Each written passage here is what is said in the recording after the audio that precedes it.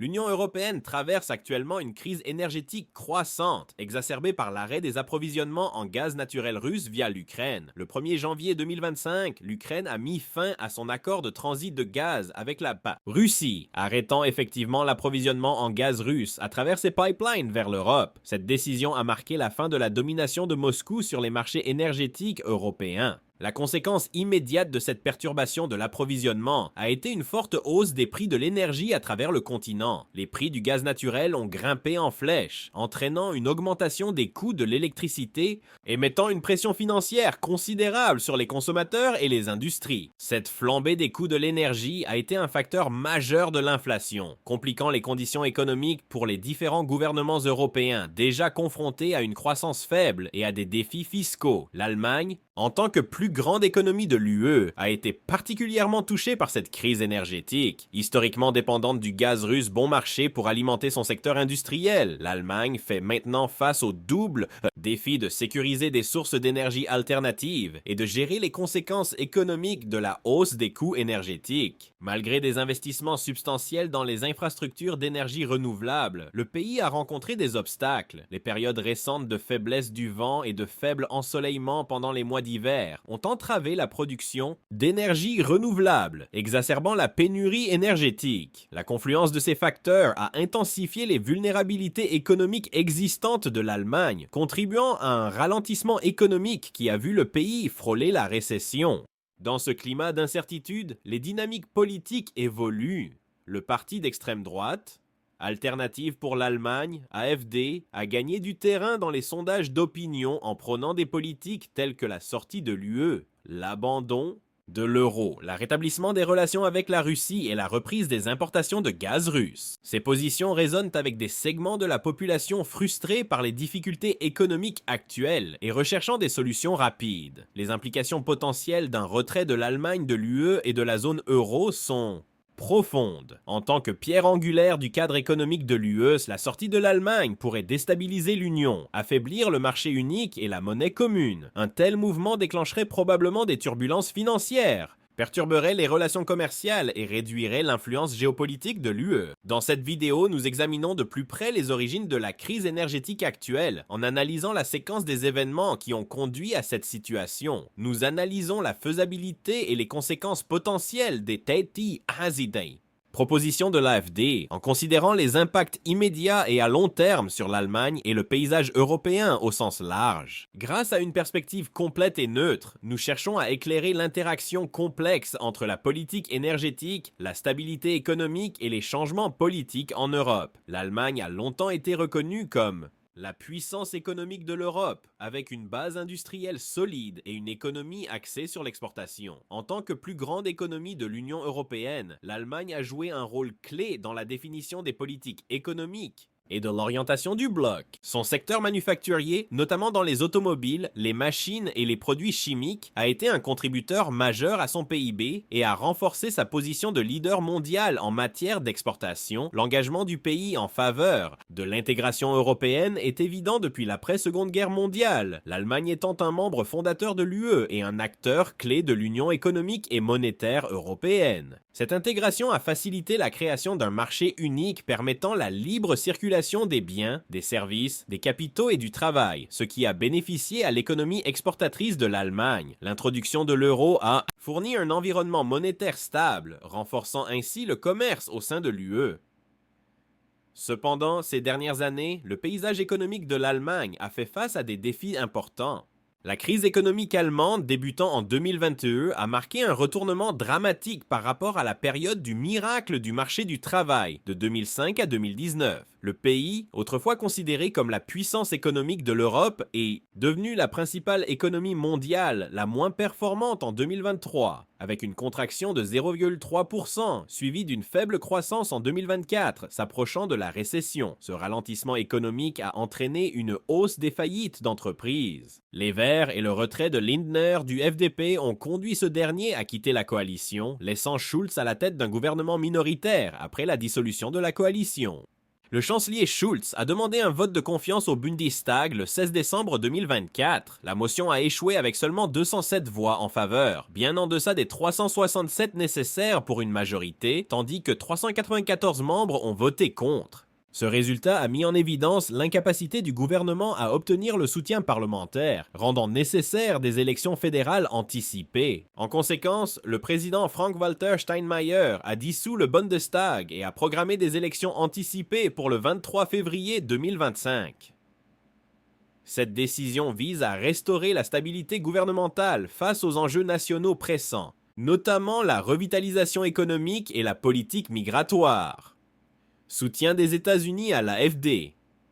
Elon Musk, conseiller de Trump et milliardaire entrepreneur, propriétaire de la plateforme de médias sociaux X, anciennement Twitter, récemment exprimé son soutien au parti d'extrême droite Alternative für Deutschland AfD en Allemagne. En décembre 2024, Musk a déclaré sur X que seule l'AfD pouvait sauver l'Allemagne, signifiant ainsi son soutien à la plateforme du parti. L'approbation de Musk a suscité un débat important en Allemagne et au-delà. Certains analystes politiques suggèrent que son soutien pourrait conférer à l'AfD une certaine légitimité, attirant potentiellement des électeurs auparavant hésitants à soutenir un parti d'extrême droite. L'AfD a capitalisé sur cet appui en engageant des discussions directes avec Musk, notamment une diffusion en direct d'une conversation avec la dirigeante de l'AfD, Alice Weidel, sur X, amplifiant ainsi le message du parti avant les prochaines élections nationales en Allemagne. Cependant, l'implication de Musk a également attiré des critiques. Les responsables gouvernementaux allemands l'ont accusé de tenter d'interférer dans le processus électoral du pays. Le vice-chancelier Robert Habeck a qualifié les actions de Musk d'attaque frontale contre notre démocratie, soulignant les préoccupations concernant l'influence étrangère sur la politique intérieure. L'impact potentiel du soutien de Musk sur le succès électoral de l'AfD reste incertain, bien que son endorsement puisse influencer certains électeurs. Des sondeurs réputés en Allemagne indiquent que cela pourrait ne pas altérer significativement les perspectives du parti pour les élections de février 2025. Changement de politique. L'AfD, un parti politique d'extrême droite, a récemment dévoilé une série de propositions politiques marquant une rupture significative avec la trajectoire post-Seconde Guerre mondiale de l'Allemagne. Parmi ces propositions figure l'appel à la sortie de l'Allemagne de l'Union européenne et l'abandon de l'euro en faveur du rétablissement d'une monnaie nationale. Le projet de plateforme du parti AfD stipule explicitement qu'il est nécessaire pour l'Allemagne de quitter l'Union européenne et de créer une nouvelle communauté européenne, prônant également la fin du chemin erroné des renflouements permanents par la réintroduction d'une monnaie nationale. La plateforme économique de l'AfD, connue sous le nom de Blue Deal, propose des réductions d'impôts significatives visant à stimuler la croissance. Les principaux éléments incluent la réduction du taux d'imposition des entreprises de 15% à 10%, l'abolition de la taxe commerciale et la réduction de la TVA de 19% à 15%. Ces mesures visent à alléger le fardeau fiscal de plus de 279 milliards d'euros, soit l'équivalent de 8,6% du PIB allemand, avec la possibilité d'augmenter le PIB de 6% d'ici 2025. Cependant, les critiques affirment que de telles réductions fiscales substantielles pourraient entraîner d'importants déficits budgétaires et mettre en question la faisabilité du maintien des services publics et de l'infrastructure sous des revenus réduits. De plus, la position de l'AfD contre l'immigration, y compris les appels à des déportations massives dans le cadre de la politique de remigration, a suscité des inquiétudes concernant des pénuries de main-d'œuvre potentielles, en particulier dans les secteurs dépendants des travailleurs immigrés. Relations commerciales avec la Russie. En plus de plaider pour la sortie de l'UE et de l'euro, l'AfD propose de rétablir des relations commerciales avec la Russie, notamment par la réparation et la remise en service des pipelines Nord Stream, qui fournissaient auparavant du gaz naturel à l'Allemagne. Cette initiative signifierait un renversement des sanctions économiques actuelles imposées à la Russie. Le parti cherche également à stopper l'expansion des infrastructures éoliennes, reflétant son scepticisme général à l'égard des initiatives d'énergie renouvelable. Dans son programme électoral en Saxe, l'AfD propose des mesures strictes pour limiter l'expansion de l'énergie éolienne. Les taux de chômage, avec des chiffres dépassant 10% pendant cette période d'inertie économique, étaient souvent qualifiés de malades de l'Europe. La situation résultait de l'inefficacité structurelle du marché du travail, de régulations rigides et d'une compétitivité mondiale décevante dans les secteurs clés. Le gouvernement dirigé par le chancelier Gerhard Schröder a mis en œuvre les réformes de l'Agenda 2010, une série de mesures visant à libéraliser le marché du travail, réduire les prestations sociales et augmenter les incitations à l'emploi.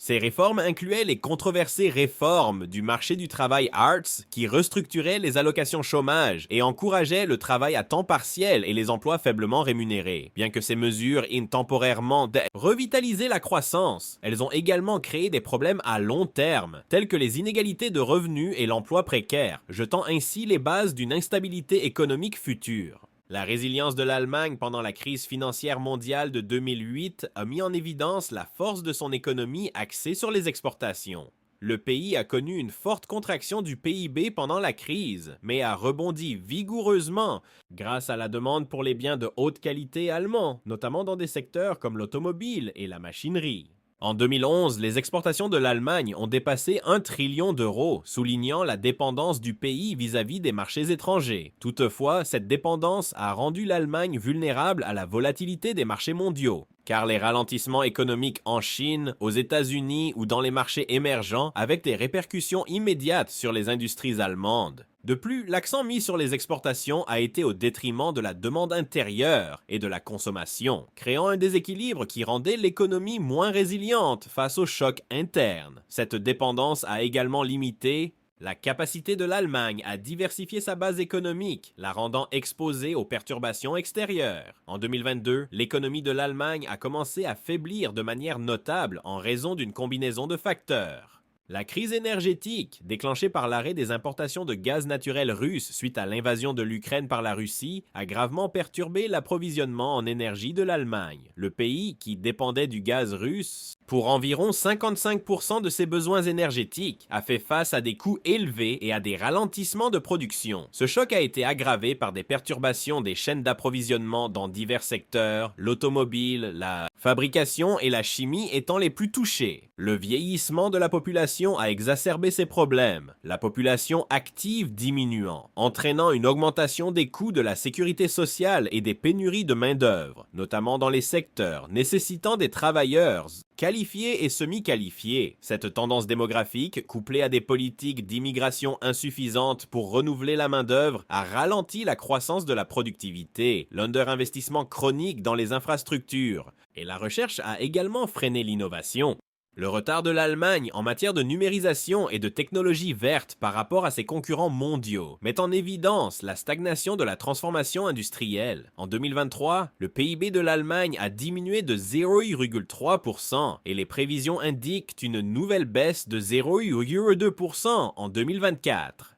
Ces années consécutives de rétrécissement économique reflètent des inefficacités structurelles et des pressions externes. La production industrielle, pilier de l'économie allemande, a connu une baisse régulière. L'industrie automobile, longtemps secteur phare, a eu du mal à s'adapter au virage mondial vers les véhicules électriques et l'automatisation. Volkswagen et d'autres grands acteurs ont annoncé des réductions d'emplois et des fermetures d'usines, peinant à maintenir leur rentabilité face à une concurrence internationale féroce et une transition lente vers de nouvelles technologies. Les difficultés économiques de l'Allemagne répercutent au-delà de ses frontières.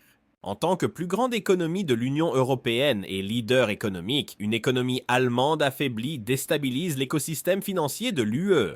Les pays de l'Union qui dépendent du commerce et des investissements allemands font face à des défis en cascade, et l'élan économique global de l'UE ralentit lorsque l'Allemagne sous-performe. Les débats politiques au sein de l'UE se sont intensifiés, certains appelant l'Allemagne à adopter des politiques fiscales plus flexibles pour stimuler la croissance, plutôt que de s'en tenir rigoureusement à ses règles budgétaires. Les Sicchi critiques estiment que l'insistance de l'Allemagne sur la discipline budgétaire en période de crise a historiquement limité la capacité de l'UE